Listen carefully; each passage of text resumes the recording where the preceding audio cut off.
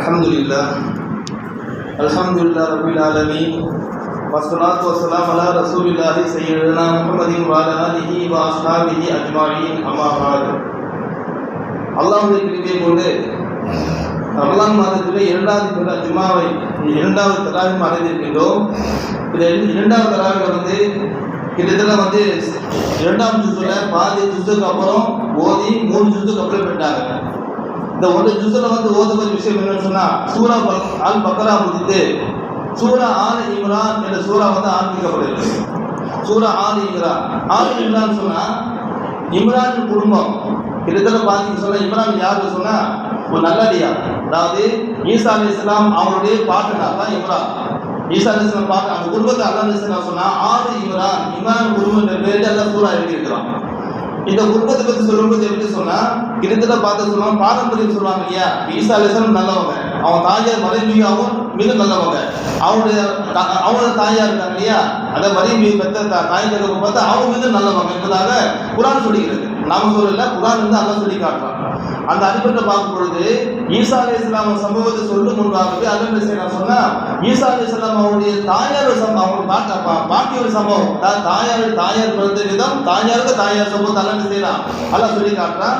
அதுல ஒரு ஆயத்து, அது என்ன ஆயத்து சொன்னா, அல்லாஹ் சொல்றான், இந்த காலத்தி இம்ரான ரப்பி இன்னி நதர்து லக மா ஃபீ பத்னி முஹர்ரரன் ஃபதகப்பல் மின்னி. அதாவது அந்த காலத்துல பாத்தீங்கன்னு சொன்னா, யாராவது பெரிய புண்ணியமா கடந்து சொன்னா செய்வாங்க, பள்ளிவாசல் விட்டுருவாங்க. குழந்தைகள் பள்ளிவாசல் என்ன செய்வாங்க, அது ஒரு பக்தி செய்யற மாதிரி, எப்படி பள்ளிவாசல் கடிக்காம கையில பக்தி செய்வாங்க. அந்த மாதிரி அந்த காலத்துல பைத்துல் முகத்தஸ், அந்த பைத்துல் முகத்தஸ் என்ன செய்வாங்க சொன்னா, தன் வெளியே என்ன செய்வாங்க சொன்னா, அப்படி ஒரு சேவைக்காக விட்டுருவாங்க. அப்ப அப்படி இருக்கும் பொழுது மரியம் பீவி அவங்க தாயார் ஹன்னா சொல்றாங்க. ஹன்னா குர்ஆன்ல வர்றது மரியம் பீவி தாயார் பத்தி அல்லாஹ் சொல்லி காட்டுறான். ஆனா தஃசீர்ல அந்த தாயார் மரியம் பீவி தாயார் பேர் ஹன்னா சொல்லப்படுது. அந்த தந்தை பேர் யாரு சொன்னா இம்ரான். இப்போ என்ன சொன்னா, இவங்களுக்கு குழந்தை கிடையாது, ரொம்ப நாள் குழந்தை கிடையாது. தஃசீர் இப்னு கஸீர் வர விஷயம் என்ன சொன்னா, ரொம்ப நாள் என்ன செய்யல, மரியம் பீவியோட தாயாருக்கு குழந்தை பாக்கியம் கிடையாது.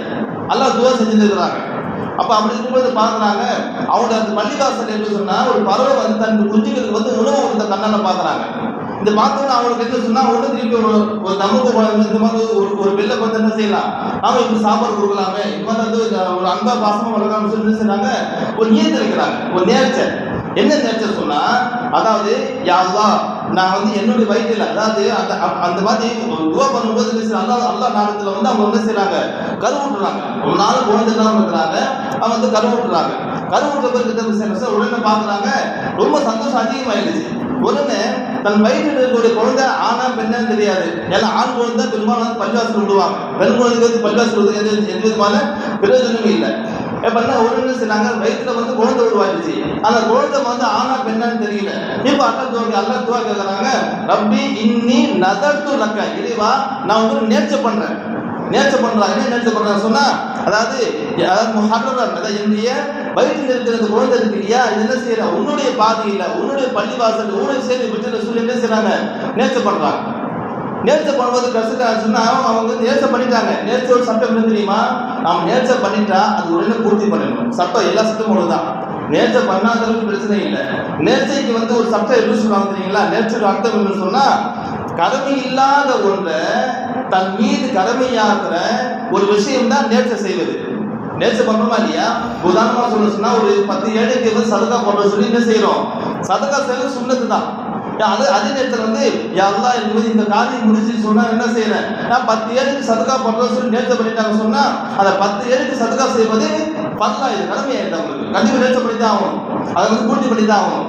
அவங்க நேர்ச்சை பண்றாங்க. என்ன சொல்றாங்க, என் வயிற்றுல குழந்தைய என்ன செய்யறேன், இந்த பைத்துல் முகத்தஸ் பள்ளிவாசல்ல ஊழியம் செய்யற நேர்ச்சை பண்றாங்க, அங்க துஆ பண்றாங்க. ஆனா பெத்தது என்ன, பெண் குழந்தை.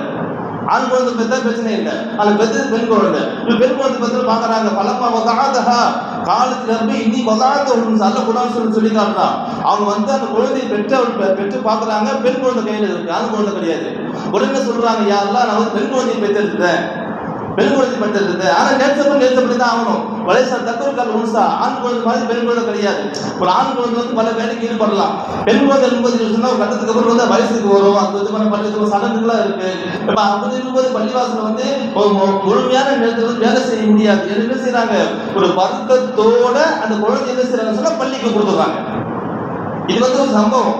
ஆனா எப்படி கொடுக்குறாங்க சொன்னா சும்மா கொடுக்கல. எப்படி என்ன சொல்றாங்க, வெண்ணி உழைந்துஹா பிக்க வதுரியதஹா மின் ஷைத்தானிர் ரஜீம். துஆ பண்றாங்க. என்ன துஆ பண்றாங்க, யா அல்லாஹ் இந்த குழந்தையையும் இந்த குழந்தையை வந்து எந்த குழந்தையை பெற்றுக்கொள்ளணுமோ அந்த குழந்தை என்ன செய்யணும், ஷைத்தானுடைய தீங்கை விட்டு நம்ம பாதுகாப்பு தேர்தல் என்ன செய்றாங்க, பாதுகாப்பு தேடிட்டு அவங்க வந்து அந்த குழந்தையை பள்ளியாசல் விட்டுறாங்க. இது நீங்க சம்பவம். இந்த ஆயத்துக்கு நம்ம எடுத்துக்குவோம்.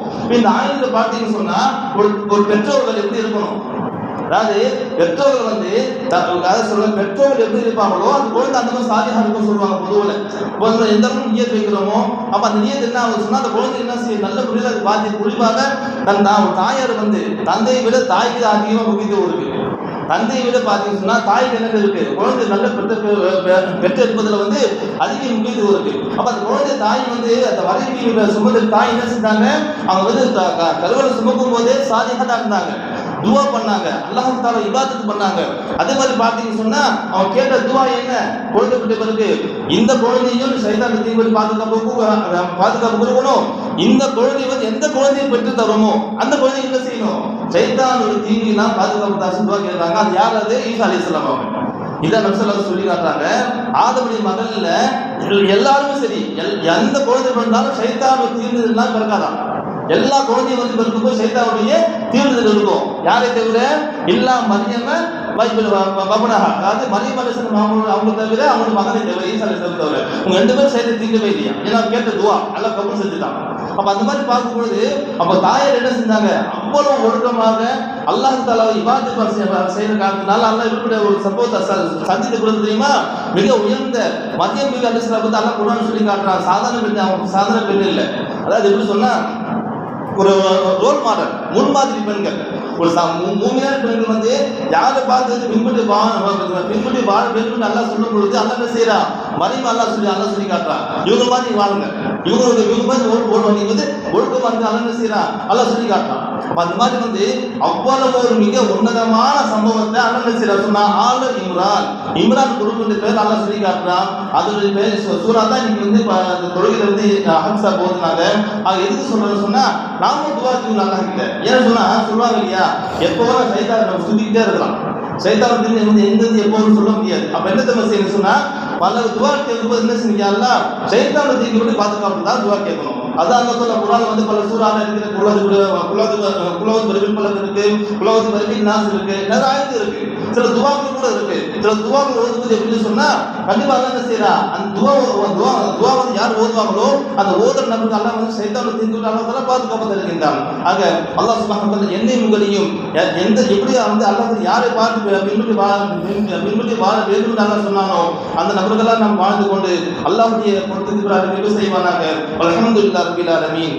அல்ஹம்துலில்லாஹ் ரப்பில் ஆலமீன். அல்லாஹும்ம ஸல்லி அலா சய்யிதினா முஹம்மதின் வ அலா ஆலி சய்யிதினா முஹம்மதின் வ பாரிக் வ சல்லிம். அல்லாஹும்ம اغفر لنا ذنوبنا وخطايانا كلها يا رب العالمين. ربنا تقبل منا صلاتنا وصيامنا وقيامنا وركوعنا وسجودنا وتلاوتنا وسائر اعمالنا انك انت السميع العليم وتب علينا انك انت التواب الرحيم. ربنا آتنا في الدنيا حسنة وفي الآخرة حسنة وقنا عذاب النار. وصل على النبي محمد وعلى آله وأصحابه أجمعين. الحمد لله رب العالمين. صلى الله عليه وسلم.